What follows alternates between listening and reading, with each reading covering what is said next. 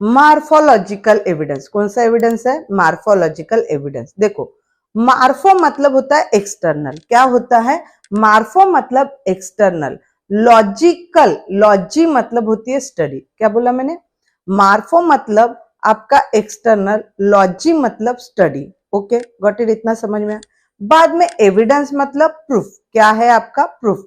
तो हमारा अभी जो कंसेप्ट है वो क्या है? मार्फोलॉजिकल एविडेंस मतलब ऐसे कौन से एनिमल्स थे, ऐसे कौन से प्लांट्स थे कि उनका एक्सटर्नल स्ट्रक्चर सेम होगा। क्या बोल रही हूं मैं? पहले के जमाने के जो एनिमल्स थे और आज के अगर जमाने के एनिमल्स की बात करती हूँ तो इन लोगों में सिमिलरिटीज क्या है वो हमको पता करना है। तो हम अंदर का पूरा ऑर्गेनल स्ट्रक्चर के बारे में बात कर रहे हैं क्या? नहीं। उन्होंने क्या बोला है? Morphological evidence. मतलब मार्फो मतलब क्या होता है? एक्सटर्नल। मैं अभी वही बोल रही हूँ कि पहले के जमाने के जो एनिमल्स थे, पहले के इसके एनिमल्स थे और आज के दुनिया के जो एनिमल्स है उनके इसमें बाहर का जो पूरा स्ट्रक्चर है उनमें क्या सिमिलरिटीज है वो हमको कहाँ पे बताना है? मार्फोलॉजिकल एविडेंस में बताना है। Got it? समझ में आया इतना? आपको यही लिखना है। क्या लिखना है? मार्फो मतलब एक्सटर्नल, लॉजिकल मतलब स्टडी और एविडेंस मतलब प्रूफ। मतलब हमारा जो भी है वो एक्सटर्नल स्ट्रक्चर के हम क्या करेंगे? पढ़ाई करेंगे। समझ में आया? आप लोग यहाँ पे कुछ पिक्चर्स देख रहे हो तो देखो, हमने क्या एविडेंस देखा, हमने क्या प्रूफ देखा कि पहले के जमाने के जो एनिमल्स थे और आज के जमाने के जो एनिमल्स है उनका स्ट्रक्चर देखो। इसका ईयर्स देखो, इसके ईयर्स देखो और इसके ईयर्स देखो। ठीक है? बाद में इसका नोज का सिस्टम है, जो नोज है उस टाइप में है, इसका भी और इसका भी। समझ में आया क्या? तो यहाँ पे क्या दिखाई दे रहा कि आपके ईयर्स का, नोज का, नेक का, ये जो है ना स्ट्रक्चर पहले के भी एनिमल्स में और आज के एनिमल्स में क्या पाए गए? सिमिलर पाए गए।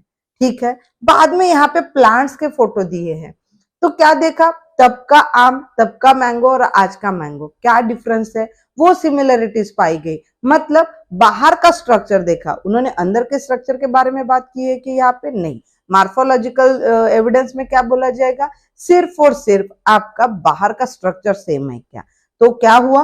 पहले के जो जो डॉगी था, आज का डॉगी सेम स्ट्रक्चर दिख रहा है आपको। ईयर्स दिख रहे हैं, नोज दिख रहा है और उसकी गर्दन दिख रही है, मतलब नेक दिख रहा है। ये क्या दिख रहा है आपको? सेम दिख रहा है। सेम आपका मैंगो में भी पहले का मैंगो और आज के मैंगो में एक्सटर्नल स्ट्रक्चर है, कुछ बदला है क्या? नहीं। इसी एविडेंस को हम बोलेंगे मार्फोलॉजिकल एविडेंस। मतलब तब का जनरेशन का एनिमल्स और आज के जनरेशन के एनिमल्स में क्या सिमिलरिटीज है, बाहर की क्या सिमिलरिटीज है, एक्सटर्नल स्ट्रक्चर कैसा है, वही कहलाता है आपका मार्फोलॉजिकल एविडेंस। क्या बोला था मैंने? सिमिलरिटीज। मैंने बोला एक्सटर्नल स्ट्रक्चर तब के एनिमल्स के और आज के एनिमल्स में क्या डिफरेंस है। तो क्या सेम, क्या सिमिलरिटीज पाई गई हमने? Similarities in the external and visible features are called the morphological evidence. Morphological evidence मतलब मैंने क्या बोला? ऐसे कौन से सिमिलरिटीज है जो पहले के एनिमल्स में और आज के एनिमल्स में हमको दिखाई देती है और उनका बाहर का स्ट्रक्चर सेम है क्या। इसी एविडेंस को हम बोलेंगे मार्फोलॉजिकल एविडेंस। बाद में इन animals similarities in the structure such as, क्या पाया गया? उनका माउथ का स्ट्रक्चर सेम पाया गया। बाद में नोस्ट्रियल्स मतलब उनका नोज का स्ट्रक्चर क्या है? सेम पाया गया। ईयर का जो है वो स्ट्रक्चर क्या है? सेम है। फिर पोजीशन ऑफ आईज, आईज का भी स्ट्रक्चर क्या हो गया? ये पूरे ऑल ऑफ द क्या है आपके एक्सटर्नल पार्ट्स है वो क्या है आपके? सिमिलर है। इसी कंसेप्ट को हम बोलते हैं मार्फोलॉजिकल एविडेंस। और से ये सिर्फ एनिमल्स में भी नहीं पाया गया लेकिन आपका प्लांट्स में भी मिला। क्या प्लांट्स में सिमिलरिटीज मिली? Plants similar characters such as उनका लीफ का शेप, लीफ का वेरिएशन, बाद में है आपका लीफ का पेटियोल। मतलब हर चीज उसमें क्या पाई गई? प्लांट्स में भी और एनिमल्स में सिमिलर। बाहर का स्ट्रक्चर क्या पाया गया? सिमिलर पाया गया। These similar features indicate that the origin of a different animal or a plant group must be the same, having a common ancestor। मतलब पहले के जमाने के एनिमल्स और प्लांट और आज के जमाने के प्लांट्स और एनिमल्स की बात करें तो इनमें एक्सटर्नल स्ट्रक्चर क्या है आपका? सिमिलर है। यही पूरा कंसेप्ट होता है आपका मार्फोलॉजिकल एविडेंस। Got it? अच्छे से समझ में आया? ये राइट अ शॉर्ट नोट में 2 मार्क के लिए पूछेगा तो हम खास आप उसको 4 to 5 पॉइंट्स लिखो ताकि आपका एक भी मार्क्स नहीं घटेगा। चलो, सेकंड एविडेंस है आपका एनाटॉमिकल एविडेंस। तो क्या होता है एनाटॉमिकल एविडेंस की अगर मैं बात करती हूँ तो देखो, एनाटॉमिकल एविडेंस में होता है इंटरनल स्ट्रक्चर। क्या बोला जाता है? Internal structure. तो पूरे लिविंग ऑर्गेनिज्म में हम भी क्या है आपको बताना चाहती हूँ, हम ह्यूमन बीइंग है, लेकिन हम इतने शार्प एनिमल है। दुनिया का सबसे एकदम ब्रिलियंट अगर एनिमल की बात करते हैं तो वो कौन है? आपका एकदम बोलने वाला, उसका आईक्यू पावर, माइंड का, ये सभी चीजें सबसे दुनिया में अगर ब्रिलियंट एनिमल है वो है आपका ह्यूमन, मतलब जो कि है हम। समझ में आया क्या? तो एनाटॉमिकल एविडेंस मतलब होता है इंटरनल स्ट्रक्चर क्या है। तो सभी एनिमल्स के, सभी प्लांट्स की अगर मैंने अगर खोज करूंगी तो मुझे वो टाइम में और ये टाइम में क्या दिखाई पड़ा कि एनाटॉमिकल एविडेंस में यहाँ पे देख रहा है आपका ह्यूमन का हैंड का स्ट्रक्चर। मतलब अभी हम एनाटॉमिकल एविडेंस की बात कर रहे हैं, मतलब इंटरनल स्ट्रक्चर की बात कर रहे हैं। तो ये ह्यूमन का हैंड है। You have to see first picture. In this first picture you have to see human hand. क्या दिख रहा है आपको? ह्यूमन का पूरा हैंड दिख रहा है, उसके अंदर का स्ट्रक्चर दिख रहा है। तो पता है, देखो आपका ये ना पूरा ऐसे ऐसे, देखो ऐसे मुड़ रहा है, ऐसे ऐसे ना क्या हो रहा है? फ्लेक्सिबल है। ये देखो ह्यूमन का हैंड है। बाद में यहाँ पे फोरलेग ऑफ ऑक्स, ऑक्स के फोरलेग का स्ट्रक्चर है। देन है यहाँ पे पैटेजियम का बैट, मतलब वो देखो बैट का पैटेजियम देखे है। बाद में है यहाँ पे वेल का भी देखे। मतलब क्या है, हर एक लिविंग ऑर्गेनिज्म का स्ट्रक्चर देखा गया, इंटरनल स्ट्रक्चर। तो क्या सिमिलरिटीज पाई गई उनमें और आज के लिविंग ऑर्गेनिज्म में, कि ये पाया गया कि सबका बोनी स्ट्रक्चर है, जो बोन का स्ट्रक्चर है वो कैसे आपका फ्लेक्सिबल है। क्या है? सभी का फ्लेक्सिबल है। ये कौन सा है? अभी हम कौन सी इसकी बात कर रही है? Anatomical evidence. मतलब हमने एक्सटर्नल तो मार्फोलॉजिकल एविडेंस में कर लिया, अभी ये हमारा कौन सा था? एनाटॉमिकल एविडेंस में। तो इसमें क्या पाया गया, क्या सिमिलरिटीज पाई गई कि तब के एनिमल्स में और प्लांट्स में और आज के प्लांट्स और एनिमल्स में क्या पाया गया कि उनके बोनी का जो स्ट्रक्चर है वो क्या है? आपका सेम है, फ्लेक्सिबल है। समझ में आया क्या? ये कौन सा एविडेंस कहलाता है आपका? ये एनाटॉमिकल एविडेंस कहलाता है। समझ में आया? चलो, अभी इसमें एनाटॉमिकल एविडेंस में आप क्या लिख सकते हो? देखो, ह्यूमन के हैंड, बाद में कैट्स ऑफ फोर लेग, बाद में flipper of a well and the patagium of a bat show the difference in their features. उनके सभी के फीचर्स, हमारे उनके हर बैट के, कैट के सभी के फीचर्स सेम अलग है, लेकिन these organs also have a different uses. और ये जो है हमारे जो ऑर्गन्स है, ये हम लोग क्या कर रहे हैं? डिफरेंट। अभी मेरे हाथ का यूज मैं अलग तरीके से करूंगी, कैट के लेग है वो अपने लेग का यूज अलग तरीके से करेगा, बैट अपने तरफ अलग करेगा। सबका उसका जो यूज है वो क्या है? डिफरेंट है। लेकिन एक चीज क्या सेम है? However the structure of the bone and bony joints, सभी लिविंग ऑर्गेनिज्म का बोनी का स्ट्रक्चर है, बोन्स है, वो क्या है? आपके सिमिलर है। इसका मतलब क्या है? हम सभी लिविंग ऑर्गेनिज्म सेम ओरिजिन से है। ये आपका कौन सा एविडेंस कहलाता है? ये आपका एनाटॉमिकल एविडेंस कहलाता है। समझ में आया? ये था आपका second evidence. What which is your first evidence? The first evidence is the morphological evidence. Second evidence is the second आपका anatomical evidence. Now we have to move on the third evidence, वो है आपका vestigial organ. चलो, vestigial अगर organ की बात करते हैं तो देखो वेस्टिजल मतलब आपको उसके नाम से ही पता चल रहा होगा कि क्या होता है। वेस्टिजल मतलब वेस्ट होना, कोई भी चीज का वेस्ट होना, उसको फेंक दो, क्या जरूरत है? अगर वेस्टिजल ऑर्गन है तो फेंक दो उसको निकाल के, क्या हमारे बॉडी में जरूरत है क्या? अगर आप बात करते हो, देखो अच्छे से मैं बता रही, ये कान है आपके, है ना? अच्छे से, अगर ये कान का ये अगर शेप नहीं रहता, अगर ये नहीं रहता, आपको सुनाई नहीं देता था क्या? देता था। मेन तो सभी चीजें अंदर है। ये आपका अगर कान के ये भी अगर नहीं भी रहेंगे ना तो आपको कोई फर्क नहीं पड़ेगा। वो क्या हो जाएगा आपका? अगर ये स्ट्रक्चर नहीं रहेगा, ये नहीं रहेगा, तो आपका क्या हो जाएगा? उससे कुछ फर्क पड़ने वाला है क्या? नहीं पड़ने वाला है। वैसे ही आपके बॉडी में एक चीज है, वो है आपका अपेंडिक्स। क्या है? अपेंडिक्स। देखो, अपेंडिक्स किन लोगों में जरूरी है? अपेंडिक्स एनिमल्स के पेट में, स्टमक में होना बहुत जरूरी है। क्यों जरूरी है? क्योंकि एनिमल्स क्या करते हैं, पूरा का पूरा जो भी पूरा खाते हैं खाना, वो कौन सा खाना खाते हैं? प्लांट्स खाते हैं, पूरे प्लांट्स को खाते हैं। तो प्लांट्स को डाइजेस्ट करने के लिए वो पूरा कच्चा खाना खाते हैं, उसको डाइजेस्ट करने के लिए उनके बॉडी में अपेंडिक्स की बहुत जरूरी है, अपेंडिक्स होना बहुत जरूरी है। लेकिन अगर मैं ह्यूमन बीइंग की बात करती हूँ तो आपके पेट में अपेंडिक्स रहा तो भी ठीक है, नहीं रहा तो भी ठीक है। अगर आप लोगों को इच्छा है अपेंडिक्स को निकालने की तो आप उसको अच्छे से इजी तरीके से ऑपरेशन के थ्रू निकाल दो, आपके बॉडी में कोई उसका कुछ भी असर नहीं होगा। मतलब ये भी आपका क्या है, वेस्टिजल ऑर्गन। समझ में? पहला मैंने क्या बोला, ये ईयर को होना रहना ना रहना कोई नहीं, ये ऊपर वाला पार्ट बोल रही हूँ मैं, अंदर की बात नहीं बोल रही हूँ। वेस्टिजल ऑर्गन अगर ये नहीं भी रहता है तभी भी आपको सुनाई देगा। बाद में अगर आपके पेट में अपेंडिक्स नाम का ये एक ऑर्गन है, अगर उसको आप मूव कर देते हो, मतलब निकाल देते हो, तभी भी आपके बॉडी में कोई उसका इफेक्ट नहीं होने वाला है। और एक विजडम टीथ, मतलब देखो आपके वो अक्कल दाढ़ जो बोलती है, आप ना कभी इधर तक चबाते हो स्टार्टिंग के दांत से, एकदम लास्ट में जाके कोई चबाएगा क्या? नहीं चबाएगा।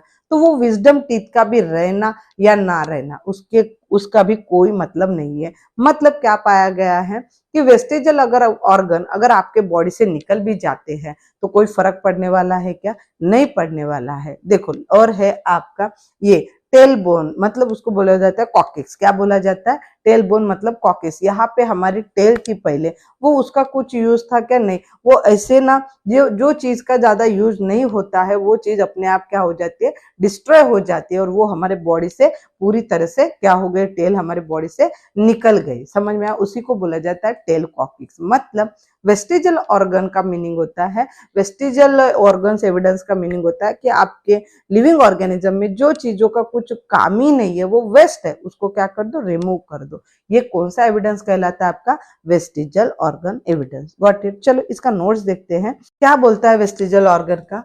वेस्टिजल ऑर्गन द डीजनरेट होना, क्या होना? डीजनरेट होना, और under developed organs which can not perform any function are known as vestigial organ. ऐसा एक ऑर्गन जिसका डीजनरेट होना और उस चीज का कुछ यूज ना होना, ऐसे ऑर्गन को हम बोलते हैं वेस्टिजल ऑर्गन। बाद में अपेंडिक्स में be useful for a grazing, ruminating. बाद में है आपका herbivorous, but it is a vestigial for a man. देखो, अपेंडिक्स रहना ये ह्यूमन बीइंग के लिए अच्छा नहीं है।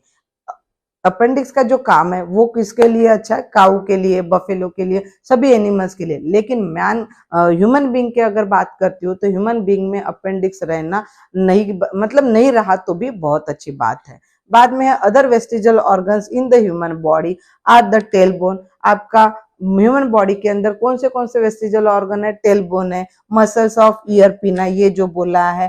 विजडम टीथ, मैंने अभी बोला कि विजडम टीथ का भी नहीं होना एक भी, वो भी वेस्टिजल ऑर्गन कहलाता है। और बॉडी के हेयर्स रिमूव करो। अभी तो आज का जनरेशन है कि लेडीज भी वैक्स तो करती ही करती है, पर जेंट्स भी वैक्स करते हैं। तो वो क्या हो रहा है, पूरा हेयर, बॉडी के हेयर को क्या कर रहे हैं, रिमूव करना। तो उससे हेयर रहे या ना रहे उसको क्या बोला जाता है, पूरा वेस्टिजल ऑर्गन। समझ में आया? ये था आपका से थर्ड वाला जो कि एविडेंस है आपका वेस्टिजल ऑर्गन का।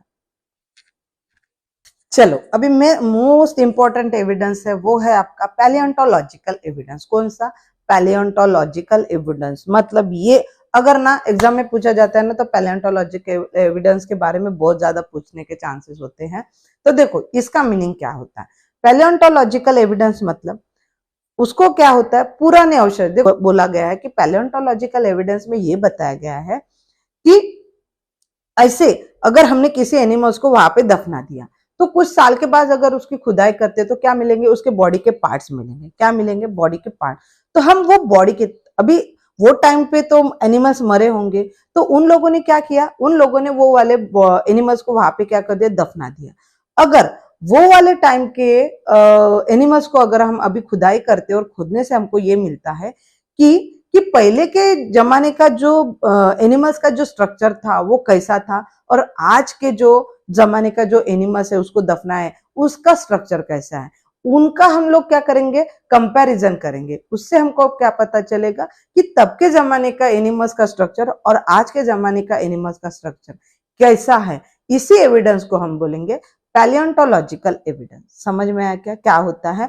मतलब हम टोटली फॉसिल्स के बारे में बात कर रहे हैं। अगर कोई मर गया, उसको हमने उसको जमीन में दफना देते हैं, उसको हम उसको क्या करते हैं खुद मतलब पूरा अच्छे से गड्ढा कर देते हैं और गड्ढे में उसको क्या करते हैं दफना देते हैं। बाद में कुछ साल के बाद अगर उसको निकाल के देखते हैं तो तब का उसका बॉडी का स्ट्रक्चर और आज के एनिमल्स के बॉडी का स्ट्रक्चर ये कैसा है, ये हम इसी पढ़ाई को हम क्या बोलेंगे?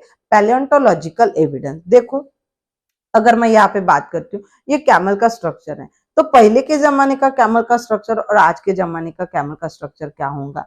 बाद में यहाँ पे ना डायनासोर का दिया और यहाँ पे वेल का दिया। मतलब यहाँ पे पूरे हर अवशेष बोला जाता है, उसी को फॉसिल्स बोला जाता है। अगर कोई मरे वाले एनिमल्स के जो बॉडी के पार्ट्स मिलते हैं, उसी को हम क्या बोलते हैं? फॉसिल्स बोलते हैं। और ये फॉसिल्स के थ्रू हम देखेंगे कि कौन से एनिमल का स्ट्रक्चर सेम होता था, कैसे होता था, ये पूरा कौन से एविडेंस में पढ़ाई करेंगे? पैलियोंटोलॉजिकल एविडेंस में। तो मैंने अभी बोला कि पैलियोंटोलॉजिकल एविडेंस में है सबसे पहला फॉसिल्स। फॉसिल्स मतलब क्या? कि ऐसे एनिमल जो मरने के बाद हम उसको क्या करते हैं? जमीन में अपने लैंड में उसको क्या करते हैं? दफना देते हैं और वो पूरे जमीन में उसका क्या हो जाता है? वो जमीन में पूरी उसकी बॉडी सड़ जाती है। फिर बचता है क्या है? सिर्फ उसका बचता है बोन का स्ट्रक्चर, उसी को हम बोलेंगे फॉसिल्स। क्या बोलेंगे? फॉसिल्स। तो चलो एक बार रीड करके मैं बताती हूँ। Fossils are the remains of a living organism or their impression which are the preserved deep down in the earth surface। Fossils मतलब एनिमल जो लिविंग ऑर्गेनिज्म है उसको अर्थ में डीप डाउन मतलब अच्छे से उसको क्या करते थे? दफना देते। बाद में जो उसका रिमेनिंग पार्ट जो बचता है उसी को क्या बोलते हैं? फॉसिल्स बोलते हैं। समझ में आया? ये था आपका पैलियोंटोलॉजिकल का पहला जो कि है आपका फॉसिल्स। तो हमने क्या देखा फॉसिल्स में? कि तब के जमाने का जो एनिमल्स का बॉडी का स्ट्रक्चर है और आज के जमाने का जो लिविंग ऑर्गेनिज्म है और एनिमल्स का बॉडी का स्ट्रक्चर है वो कैसा है, इसी एविडेंस को हम बोलेंगे पैलियोंटोलॉजिकल एविडेंस। Got it? बाद में देखो इसमें दूसरा मेन कंसेप्ट है कार्बन डेटिंग। क्या है? Carbon dating. ये बहुत बार पूछा जाता है। कार्बन डेटिंग अलग से भी पूछा जा सकता है, राइट अ शॉर्ट नोट में 2 मार्क्स के लिए कि कार्बन डेटिंग क्या होती है। चलो मैं एक चीज बता देती हूँ, आपके 10th स्टैंडर्ड में carbon is an important element ये लेसन है ना? मैंने उस दिन भी जो ग्रेविटेशन है उसमें मैंने आपको यही बोला था कि कार्बन क्यों, अगर दुनिया में 118 एलिमेंट्स है तो 118 एलिमेंट में से आपने कार्बन को ही क्यों चुना? क्यों कार्बन एक इंपॉर्टेंट एलिमेंट है? बाकी एलिमेंट्स का कुछ काम नहीं है क्या हमारे यूनिवर्स में? चलो तो मैं आपको बताती, कार्बन क्या होता है? हर हर हर चीज में होता है। आपके स्किन में है, आपके खाने में है, आपके बॉडी के अंदर है, और पूरे इसमें जो चीज भी बनी है वो कैसे बनी है? आपकी कार्बन से बनी है। मतलब आपका हर एक जगह एवरीवेयर प्रेजेंट इन कार्बन। तो इसलिए कार्बन क्या है? ये यूनिवर्स है, इसलिए उसको बोला जाता है carbon is an important element. Got it? इतना समझ में आया? चलो अगर मैं बात करती हूँ, सबसे पहले मैं बोलती हूँ कि आइसोटोप क्या होता है। अगर मैं बताऊंगी तो आइसोटोप का मीनिंग देखो, सेम एटॉमिक नंबर। क्या बोल रही हूं मैं? Same atomic number but different their atomic masses. But उनके ऐसा एक एलिमेंट है जिसका एटॉमिक नंबर सेम है लेकिन उनके जो एटॉमिक मासेस है वो क्या है? आपके डिफरेंट है। इसी कंसेप्ट को बोला जाता है आइसोटोप। क्या बोला जाता है? आइसोटोप। मैं अगेन रिवाइज कर रही हूँ, what is the isotope? Isotope मतलब एक ऐसा एलिमेंट जिसका एटॉमिक नंबर सेम है। क्या है? एटॉमिक नंबर सेम है but different their atomic masses. But उनके एटॉमिक मासेस क्या है? डिफरेंट है। इसी कंसेप्ट को बोला जाता है आइसोटोप। समझ में है? तो ये कार्बन का आइसोटोप में क्या काम है? तो देखो, कार्बन एक ऐसा एलिमेंट है जिसका एटॉमिक नंबर कितना है? 6। कितना है? 6। बट उसका जो एटॉमिक मासेस है वो दोनों के दोनों क्या है? डिफरेंट है। तो पहला कौन सा है आपका? 12 और सेकंड कौन सा है आपका? 14। मतलब एटॉमिक कार्बन का एटॉमिक नंबर कितना है भाई? आपका 6 है but different their atomic masses. उनके एटॉमिक मासेस क्या है? डिफरेंट। तो पहला एटॉमिक मास क्या है कार्बन का? 12 और दूसरा है आपका 14। Got it? इतना समझ में आया?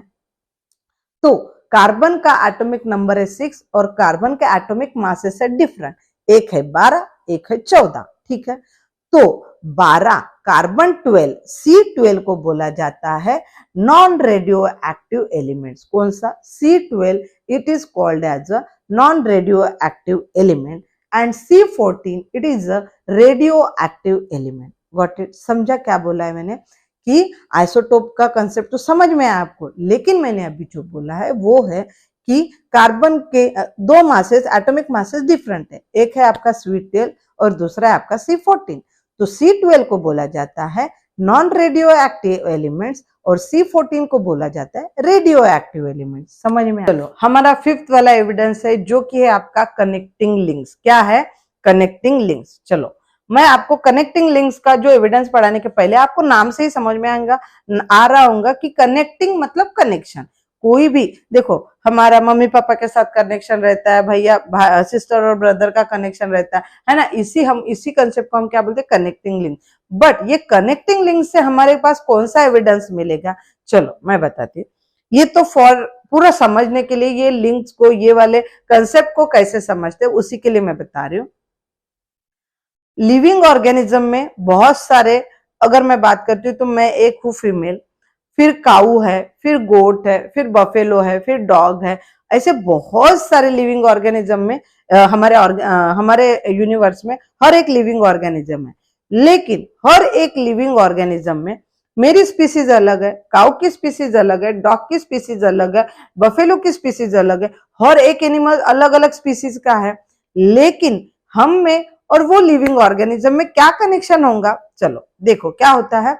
आफ्टर बर्थ मतलब जैसे भी अगर कोई भी एक लिविंग ऑर्गेनिज्म है जो अपने बच्चों को बच्चे का बर्थ होने के बाद, जैसे बच्चे का जन्म होता है, आफ्टर द बर्थ वो क्या करते हैं? अपने बच्चों को फीड करवाती है। क्या करवाती है? फीड करवाती है। मतलब क्या है? ह्यूमन बीइंग तो करवा ही रहे, मतलब फीमेल तो करवा ही रही है, बाद में हम लोग तो करवाते ही है, बाद में आपकी काऊ भी फीड करवाती है, बाद में बफेलो करवाती है, गोट करवाती है, डॉग करवाती है। मतलब हर एक लिविंग ऑर्गेनिज्म जो बच्चे को बर्थ करती है, बच्चे का जैसे जन्म होता है तो जन्म देने के बाद वो क्या करती है? उनको फीड करवाती है। मतलब हमारे लिविंग ऑर्गेनिज्म में, हमारे इसमें क्या पाया गया कि हर एक लिविंग ऑर्गेनिज्म है जो बच्चे को जन्म देती है, आफ्टर द बर्थ वो क्या पता चला कि हर एक लिविंग ऑर्गेनिज्म अपने बच्चे को क्या करवाता है? फीड करवाता है। भला ही हमारा कि काऊ का और ह्यूमन बीइंग का वो अलग स्पीसीज है, उनका और हमारा कोई कनेक्शन ही नहीं है, लेकिन हम कोई फिगर से या कोई बोलने से किसी के साथ करने, मतलब हमारा सेम हो रहा क्या? नहीं हो रहा। लेकिन एक चीज कनेक्शन में है सभी लिविंग ऑर्गेनिज्म की, वो है आपकी कॉमन क्या पाई गई है उसमें कि वो बच्चे होने के बाद वो क्या करवाती है? फीड करवाती है। मतलब हमारा जो स्पीसीज है वो डिफरेंट है, लेकिन कनेक्शन एक है। वो कौन सा है? हमारा सेम है कि हर एक फीमेल क्या करती है? आफ्टर द बर्थ बच्चे को क्या करती है? फीड करती है। मतलब क्या है? डिफरेंट स्पीसीज बट सिमिलरिटी, एक चीज सिमिलर रहेंगी, वो क्या मिली आपको कि बच्चों को क्या करती है? वो फीड करवाती है। इसी कंसेप्ट को बोला जाता है कनेक्टिंग लिंक्स। समझ में आया क्या? तो चलो मैं बताती हूँ। आर्थ्रोपोडा और एनिलिडा ये किंगडम है। क्या है? किंगडम है। आपको जैसे अभी एलिमेंट क्लासिफिकेशन ऑफ एनिमल्स में जो आपके साइंस 1 का, साइंस 2 का पार्ट है, उसमें पता चलेगा वो लेसन में। तो पहले अभी मैं जैसे बता रही हूँ उसको समझ लो। एनिलिडा और आर्थ्रोपोडा ये दोनों किंगडम है। चलो यहाँ पे कुछ ना आपको पिक्चर्स दिए हैं। तो ये पेरीपेटस इसको मराठी में बोलते हैं गोंगल गाय। आपने देखे होंगे बरसात के मौसम में जैसे रेनी सीजन स्टार्ट होता है, that time you have to, मतलब आप उसको देख सकते हो। तो क्या होता है? पेरीपेटस नाम से ही आपको पता चलता है। पेरी मतलब उसके बाहर के जो पूरे पैर दिखते हैं ना, और पेटस मतलब पैर होता है। पेरीपेटस नाम की गोंगल गाय रहती है। और आपका जो कॉकरोच है, ये दोनों डिफरेंट है। देखो पेरीपेटस एक ये जो एनिमल्स है वो पूरी तरह से अलग है, डिफरेंट स्पीसीज का है। और आपका कॉकरोच आप तो घर में देखते हो, वो डिफरेंट स्पीसीज का है।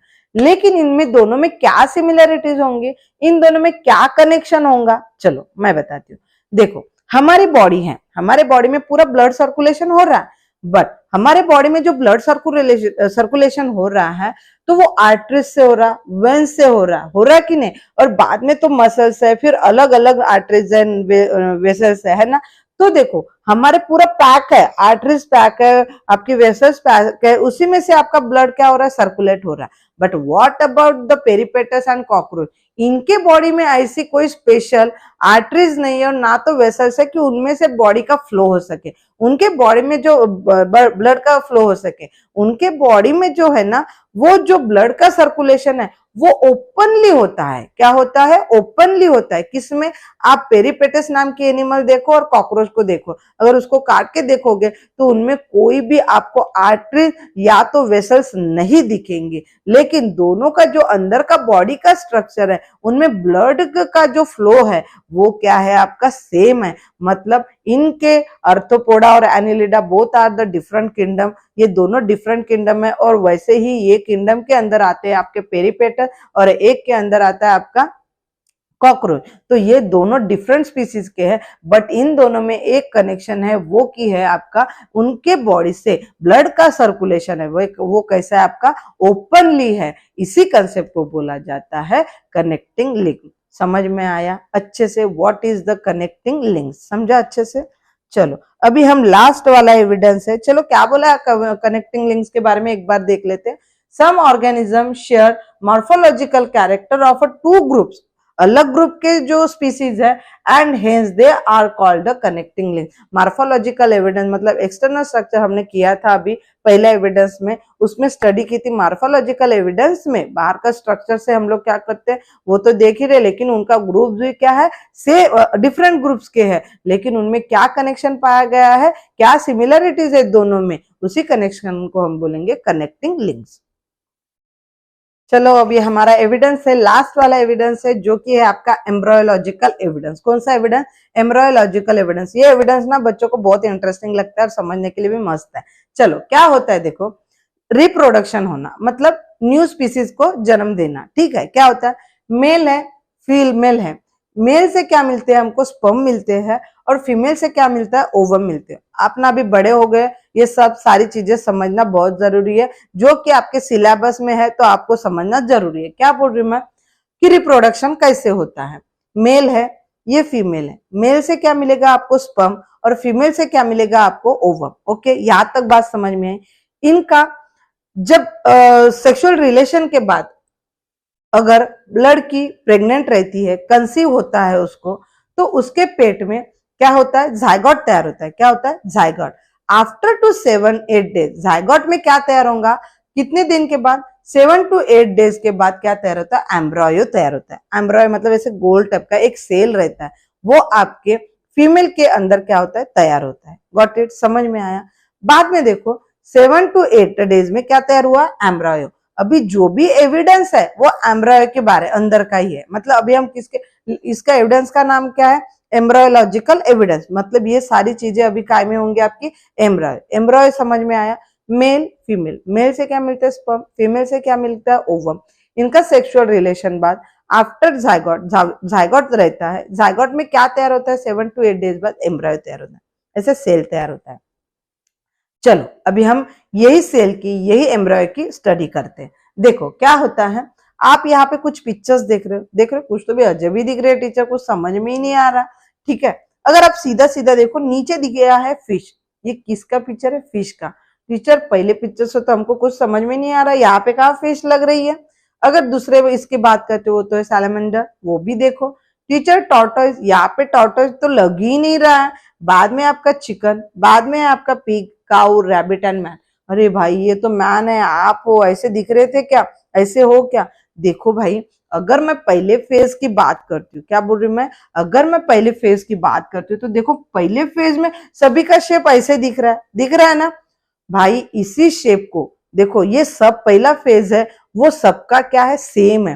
अगर मैं यहाँ पे रख दू हाथ और बोलूंगी इनमें से मुझे बताओ मैन का कौन सा है, अगर मैं इनमें से बोलूंगी कि काऊ का कौन सा है, इनमें से बोलूंगी कि डॉग का कौन सा है, आप पता कर सकते हो क्या? आप बता सकते हो क्या? आप पूरा डैम श्योर से बता सकते हो कि ये डॉग का, ये मैन का? नहीं, क्योंकि सभी का फेज क्या है? वो क्या है आपका? सेम है। क्या है? सेम है। मतलब जो पहला, जो भी लिविंग ऑर्गेनिज्म है, जो बच्चा कंसीव करती है, उसके पहला फेज, सभी लिविंग ऑर्गेनिज्म का पहला फेज क्या रहता है आपका? सेम रहता है। मतलब इससे क्या पता चलता है? हम सभी लिविंग ऑर्गेनिज्म एक ही ओरिजिन से आए हैं। कौन से? एक ही ओरिजिन से आए हैं। बाद में क्या होता है?